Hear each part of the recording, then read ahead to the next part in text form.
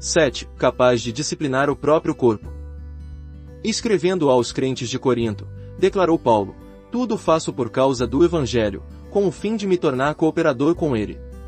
Não sabeis vós que os que correm no estádio, todos, na verdade, correm, mas um só leva o prêmio. Correi de tal maneira que o alcanceis. Todo atleta em tudo se domina, aqueles para alcançar uma coroa corruptível, nós, porém, a incorruptível.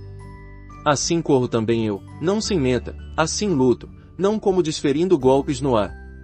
Mas esmurro o meu corpo, e o reduzo à escravidão, para que, tendo pregado a outros, não venha o mesmo a ser desqualificado. 1 Coríntios 9, 23 a 27. No versículo 23, Paulo se apresenta como servo de Deus, como pregador do Evangelho. Tudo faço por causa do Evangelho, diz ele, e tendo-nos desvendado qual atitude intransigente que ele adotará para consigo mesmo, a fim de atingir o seu objetivo, esmurro o meu corpo, e o reduzo à escravidão, ele prossegue a fim de esclarecer como punha em efeito essa determinação que tinha de manter domínio sobre o seu próprio corpo. Desde o início queremos deixar bem claro que o escritor da Epístola aos Coríntios não era algum asceta. Ele não se aliava àqueles que ensinam que o corpo é um fardo do qual nos devemos procurar desvencilhar, e muito menos ainda que o corpo seja fonte do mal. Pelo contrário, nessa mesma epístola Paulo declara que o corpo do crente é santuário do Espírito Santo, e que se aproxima o dia quando a redenção dos nossos corpos tornar-se-á uma realidade, porquanto então teremos corpos glorificados.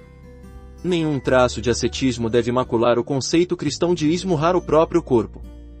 Repudiamos o pensamento que diz que o corpo nos serve de entrave, ou que seja a fonte originária do pecado, mas reconhecemos, de modo bem definido, que podemos pecar por meio do corpo, e que podemos continuar pecando, sem importar o rigor com que tratemos de nosso corpo. Nesse 9º capítulo da primeira epístola aos crentes de Corinto, Paulo confronta os obreiros cristãos com o desafio que deveriam tornar seus corpos subservientes aos seus próprios interesses, na qualidade de servos de Cristo. Foi na capacidade de obreiro cristão, de pregador do Evangelho, que Paulo abordou o problema, e foi no interesse do Evangelho que procurou solucioná-lo. E temos aqui a solução por ele apresentada: esmurro o meu corpo, e o reduzo à escravidão. O vocábulo, esmurro, não é um termo suave, não há nenhuma sugestão de que Paulo usava de meias medidas consigo mesmo. Paulo deixou perfeitamente esclarecido de que maneira esmurrava seu próprio corpo e o controlava, porquanto esse tema é de importância vital para todo obreiro cristão. Observemos com cuidado o que ele tem a dizer acerca da questão. Em sua aplicação prática da questão às vidas dos servos do Senhor, o apóstolo usa a ilustração de uma pista de corridas. Não sabeis vós, pergunta ele no versículo 24, que os que correm no estádio, todos, na verdade, correm, mas um só leva o prêmio. Correi de tal maneira que o alcanceis. Nem todos quantos participam de uma corrida se saem vencedores, declara Paulo, e em seguida exorta aos seus leitores para que corram de modo a conquistar o prêmio. E como pode ser isso conseguido é o que ele explica no versículo 25, baseando a sua metáfora nos Jogos Olímpicos. Todo atleta em tudo se domina. Paulo salientava a necessidade de autodisciplina por parte de cada competidor. Aqueles que competiam pelo prêmio tinham de manter rigoroso controle sobre si mesmos. Durante o período de treinamento, antes das competições, não podiam comer o que bem desejassem, nem quando desejassem. Muitas coisas que seriam normalmente permitidas, a eles lhes eram vedadas. E quando entravam na corrida propriamente dita, tinham de seguir regras inflexíveis, pois de outro modo seriam desqualificados. Vocês talvez digam: preciso disto e tenho de possuir aquilo. Muito bem. Se vocês não são competidores nos jogos, poderão obtê-las, mas, caso vocês sejam competidores, serão obrigados a manter sob controle absoluto o próprio corpo. Que significam as palavras, em tudo se domina? Significa que o corpo não tem a permissão de impor exigências excessivas, a liberdade deles tinha de ser restringida. O corpo não era levado à pista de corridas para satisfazer suas exigências quanto a alimentos, bebida, vestuário ou sono, mas era para ali conduzido, a fim de realizar uma função, correr, e correr de maneira tal que conquistasse o prêmio. Paulo continuou o seu raciocínio com base nessas mesma ilustração, aqueles para alcançar uma coroa corruptível, nós, porém, a incorruptível. O vencedor dos esportes olímpicos era coroado com uma coroa de louros que logo murchava, e, no entanto, se sujeitava a rigorosíssima disciplina, e isso durante longo período, a fim de conquistá-la. Que autodomínio não deveríamos nós exercer, a fim de conquistar uma coroa incorruptível?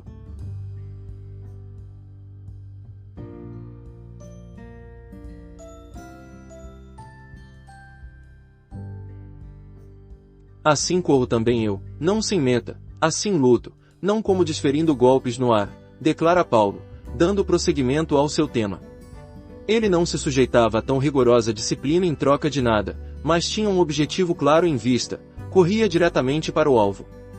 Este versículo tem que ser lido juntamente com o próximo. Paulo não corria numa direção e então noutra, nem combatia desvairadamente, todos os seus movimentos eram regulados, já que trazia o seu próprio corpo debaixo de estrito controle, e fora capaz de obter o domínio sobre o mesmo disciplinando violentamente. Irmãos e irmãs, se vocês ainda não conseguiram pôr debaixo de controle o próprio corpo, seria melhor que fizessem uma pausa no trabalho e procurassem obter tal domínio, antes de tentarem exercer autoridade sobre qualquer terreno mais vasto. Talvez vocês tenham grande prazer na obra, mas esta será de pouco valor se vocês ainda são dominados por seus anelos físicos. Servir ao Senhor não consiste meramente de pregar sermões em um púlpito. Paulo sabia disso. Que se entende por reduzir nossos corpos à escravidão? Para compreender isso, precisamos, primeiramente, entender quais são as exigências do corpo. Mencionaremos apenas algumas delas: alimentação e vestuário, descanso e recreação, e, em períodos de enfermidade, cuidados especiais. Todas essas exigências são legítimas. Mas o Senhor também apresenta as suas exigências e, se eu tiver de corresponder a estas últimas, terei de impor determinadas restrições ao meu corpo.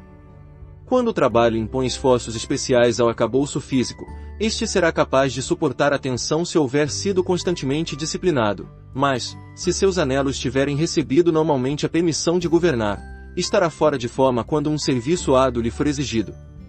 Se os nossos corpos não tiverem aprendido a nos servir habitualmente, quando conclamarmos nossos membros para que desenvolvam um esforço conjunto na pista de corrida, os pés recusassem a funcionar, e os demais membros mostrassem lentos em obedecer às nossas ordens. Se a corrida houver de ser ganha, o atleta não ousará relaxar a sua disciplina sobre o corpo quando não estiver na pista. Se na vida diária e ordinária do obreiro cristão o seu corpo nunca houver sido ensinado a reconhecer o seu Senhor, como se poderá esperar que corresponda às exigências extraordinárias que às vezes lhe serão impostas, por causa da obra do Senhor? É somente quando impomos persistentemente a nossa autoridade que os nossos corpos finalmente tomar-se-ão obedientes. Se, na vida diária, nossos corpos tiverem adquirido o hábito da obediência, então poderemos contar com eles, pois nos servirão fielmente sob circunstâncias de pressão excepcional. Permitam-me perguntar: vocês são os senhores de seus corpos, ou são antes seus escravos? Eles se submetem às suas ordens, ou vocês cedem perante os seus desejos? Nossos corpos exigem regularmente o repouso do sono, e essa exigência é legítima. Deus dividiu o tempo em dia e noite, a fim de prover ao homem a oportunidade de descansar, e se o homem desconsiderar essa provisão divina, não poderá fazê-lo impunemente. Por outro lado, se o indivíduo permitir que o seu corpo assuma o controle, deixando-o dormir sempre que se sinta inclinado a isso, dentro em pouco tornar-se-á um homem preguiçoso e lerdo para o trabalho. Normalmente, é razoável permitir que o corpo descanse durante 8 horas por dia. Entretanto, quando os interesses do Senhor assim o exigirem, talvez tenhamos de reduzir as horas de descanso, ou mesmo adiar inteiramente o sono por uma noite ou duas. Naquela noite em que se dirigiu ao jardim do Getsêmani, o Senhor Jesus levou consigo a 3 discípulos selecionados, e lhes disse: a minha alma está profundamente triste até a morte, ficai aqui e vigiai comigo. Todavia, ao retornar da oração, encontrou-os dormindo, e disse a Pedro: então, nem uma hora pudestes vós vigiar comigo? Não puderam vigiar em companhia de nosso Senhor nem ao menos por uma hora, o sono os havia dominado inteiramente. Que há de errado em se querer dormir à noite? Nada. Entretanto, se o Senhor requerer de nós que vigiemos com Ele, mas preferimos obedecer aos impulsos do corpo, ao invés de lhe sermos obedientes, então teremos falhado como servos seus. Isso não quer dizer que possamos passar indefinidamente sem o repouso do sono, porquanto somos seres humanos e não espíritos, mas significa que se tivermos de satisfazer a necessidade do Senhor devemos manter nosso corpo constantemente debaixo de controle, a fim de que se torne acostumado com a fadiga. Que significa correr? Significa fazer algo de excepcional. Normalmente andamos passo a passo, mas numa corrida o corpo é conclamado a despender um esforço extra. Como regra geral, podemos permitir-nos 8 horas de sono, mas, sempre que o serviço do Senhor assim o exigir, devemos estar preparados para abreviar o nosso período de descanso, e é então que nos convém esmurrar o próprio corpo. Quando nosso Senhor encontrou seus discípulos a dormir, após ter-lhes feito o pedido especial que vigiassem, ele desnudou o problema, dizendo: o espírito, na verdade, está pronto, mas a carne é fraca. De que nos adianta ter um espírito voluntário se a carne for incapaz de realizar aquilo que o espírito quer? Se a carne for fraca, nem mesmo um espírito disposto poderá mantê-la desperta. Se vocês tiverem de vigiar em companhia do Senhor, quando Ele assim o exigir, precisarão tanto de um espírito bem disposto como de um corpo bem disposto. O corpo não é um obstáculo, mas é um servo que precisa ser treinado a fim de que nos sirva bem, e esse treinamento precisa ter lugar sob circunstâncias ordinárias, a fim de que esteja sempre preparado para satisfazer as exigências das circunstâncias excepcionais. Nicodemos veio falar com o Senhor à noite, e o Senhor pôde falar com ele descansadamente, apesar da hora adiantada da noite, e os evangelhos registram que, ocasionalmente, o Senhor passava noites inteiras em oração. Ele estava preparado para permitir que o seu ministério interferisse em suas horas de sono, e nós devemos estar dispostos a fazer outro tanto. Não estamos advogando que os obreiros cristãos criem o hábito de passar noites em oração. Substituir o dia pela noite e gastar continuamente as horas noturnas em oração só pode desgastar o corpo e a mente, pois é algo anormal. Entretanto, é normal que os servos do Senhor nunca sacrifiquem o seu sono devido ao serviço a ele prestado. Se, na questão do repouso do sono, deixarmos o corpo fazer o que quiser, não resistiremos quando lhe tentarmos impor alguma restrição e enfrentarmos alguma exigência especial em nosso trabalho. O mesmo princípio se aplica à questão da comida e da bebida. Devido a circunstâncias especiais, nosso Senhor podia abster-se de alimentos, mas sabia comer bem quando não havia necessidade de abstinência. Seu corpo tinha de ser obediente. Algumas pessoas dependem de tal modo da comida que não podem trabalhar se tiverem de ficar com fome. Sem dúvida, precisamos de alimentos e não ousamos ignorar as nossas necessidades físicas, mas o corpo tem que ser treinado para passar sem alimentos, quando as circunstâncias assim o exigirem. Vocês devem estar lembrados da ocasião quando o Senhor se assentou ao lado do poço de Jacó a fim de descansar um pouco, quando então entrou em contato com uma mulher em grande necessidade espiritual. Era a hora de certa refeição, mas o Senhor ignorou a sua própria necessidade física, e com grande paciência explicou-lhe como a necessidade espiritual dela poderia ser satisfeita. Se chegarmos com fome em algum lugar, e nada pudermos fazer ali enquanto não nos alimentarmos, é que os nossos corpos não nos estarão servindo como convém. Sem sermos extremistas, certamente devemos controlá-los ao menos nesse ponto, pois, se por causa do trabalho tivermos de dispensar alguma refeição, de outra maneira os nossos corpos nos dominarão com seu insistente clamor da fome. No terceiro capítulo do Evangelho de Marcos lemos que o Senhor se viu cercado de uma tão numerosa multidão de pessoas necessitadas que não lhe sobrava tempo para comer. Seus amigos reagiram, procurando retirá-lo do meio da multidão, porquanto diziam haver ele perdido o juízo, mas ele não podia fazer outra coisa senão adiar a satisfação de suas próprias necessidades físicas por algum tempo, até que a premente necessidade das multidões houvesse sido atendida. Se vocês e eu jamais pudermos suspender uma refeição quando a obra exigir nossa atenção imediata, então faremos bem pouco trabalho eficaz. Nessas oportunidades devemos refrear nossos próprios corpos, a fim de que não assumam o controle, e assim os interesses do Senhor venham a sofrer detrimento. A Bíblia afirma claramente que os crentes devem jejuar quando a ocasião assim o requerer. Algumas vezes uma necessidade especial requer um período prolongado de oração, que não dá margem para que o crente se alimente, e quando nos defrontamos com alguma circunstância em que não devemos parar de orar e jejuar, então devemos recusar, temporariamente, a satisfazer as exigências racionais do corpo. Outra exigência do corpo é o conforto. Não devemos acusar o obreiro que gosta de certa medida de comodidade quando as circunstâncias o permitirem. Entretanto, deveríamos deplorar a incapacidade que certas pessoas têm de corresponder à convocação para o trabalho, se este não for acompanhado pelas comodidades a que elas estão acostumadas. Os servos do Senhor deveriam ser capazes de desfrutar do repouso que consiste de condições mais fáceis, quando o Senhor assim o determinar, e aqueles que, a despeito do fato que estão confortavelmente situados na vida, esmurram habitualmente o corpo, serão mais capazes de se adaptarem a circunstâncias de grande desconforto do que aqueles cuja situação é inferior à deles, mas que, no entanto, não se esforçaram por manter seus corpos em sujeição. Quanto ao vestuário, este não deve merecer demasiada atenção. O Senhor Jesus disse a respeito de João Batista que se alguém quisesse ver uma pessoa elegantemente vestida, não poderia buscar nele o seu exemplo, que buscassem tal pessoa nos palácios. Alguns crentes, todavia, infelizmente estabeleceram para si mesmos um padrão elevadíssimo nessa questão do vestuário e insistem em se conformarem a todo tempo ao mesmo. Afirmamos que não estaremos honrando ao Senhor se usarmos vestes sem decoro, e que, na medida do possível, devemos estar limpos, arrumados e corretamente vestidos. Não obstante, não nos deveríamos esquecer do exemplo dado por Paulo, o qual podia dispensar qualquer coisa por amor ao Senhor. Aludindo às suas próprias experiências, escreveu ele em fome e sede, em jejuns muitas vezes, em frio e nudez, 2 Coríntios 11:27. Em períodos de enfermidade ou fraqueza, o corpo faz maiores exigências do que comumente, e, sob tais circunstâncias, muitos obreiros cristãos não trabalham e se sentem justificados. Como é que Paulo poderia ter cumprido o trabalho que lhe foi confiado se estacasse sempre que não se sentisse com boa disposição? E que teria acontecido ao ministério de Timóteo se ele tivesse acomodado o seu corpo quando sofria de suas frequentes enfermidades? É necessário que cuidemos razoavelmente de nós mesmos, tanto na enfermidade quanto na saúde, mas isso não elimina a necessidade de esmurrar o corpo e de mantê-lo em escravidão.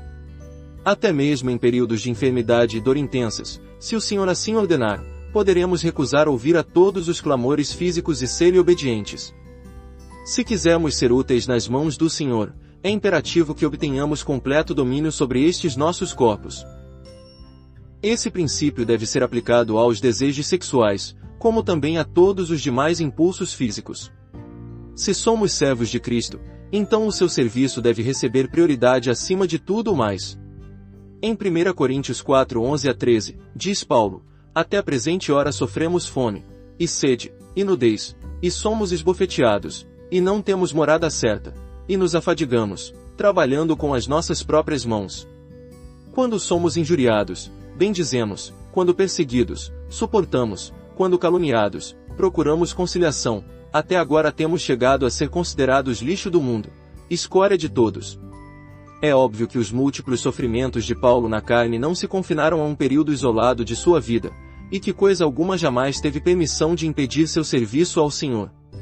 No 6º capítulo dessa mesma epístola, desde o versículo 12 até o fim, ele faz alusão a duas questões, a questão dos alimentos e a questão do sexo, e deixa perfeitamente claro que somos servos do Senhor, e não servos do corpo. Então, no 7º capítulo, ele aborda o assunto do sexo com alguns detalhes, enquanto que no 8º capítulo seu tema gira em torno dos alimentos, acentuando que, de modo algum, estamos na obrigação de atender à vontade da carne, pois pertencemos a Cristo e temos o dever de servi-lo. Por amor a Ele cumpre-nos aprender a dizer não aos nossos desejos físicos, e teremos de reforçar essa negativa com medidas suficientemente drásticas para estabelecer o fato que as rédeas estão em nossas mãos. O Senhor é o Criador do corpo, e Ele o criou dotado de determinados impulsos que são perfeitamente legítimos, mas Ele criou o corpo para ser nosso servo, e não nosso Senhor, e enquanto essa verdade não for bem estabelecida não poderemos servi-lo como convém. Até mesmo o apóstolo Paulo temia ser desqualificado na corrida, e assim vir a perder o prêmio, por conseguinte, tomava a precaução de subjugar o próprio corpo mediante uma dura e constante disciplina. E que diríamos acerca de nosso Senhor, o qual negou a si mesmo a mais exaltada glória e se humilhou até as profundezas do sofrimento e do opróbrio perante os homens? Por amor a Ele, não ordenaríamos a estes nossos corpos que nos sirvam, para que possamos servir ao Senhor sem obstáculos. Não lhes comandaríamos que sejam fortes no poder de sua vida ressurrecta. Não foi Ele mesmo quem disse, Se habita em vós o Espírito daquele que ressuscitou a Jesus dentre os mortos, esse mesmo que ressuscitou a Cristo Jesus dentre os mortos, vivificará também os vossos corpos mortais, por meio do seu Espírito que em vós habita.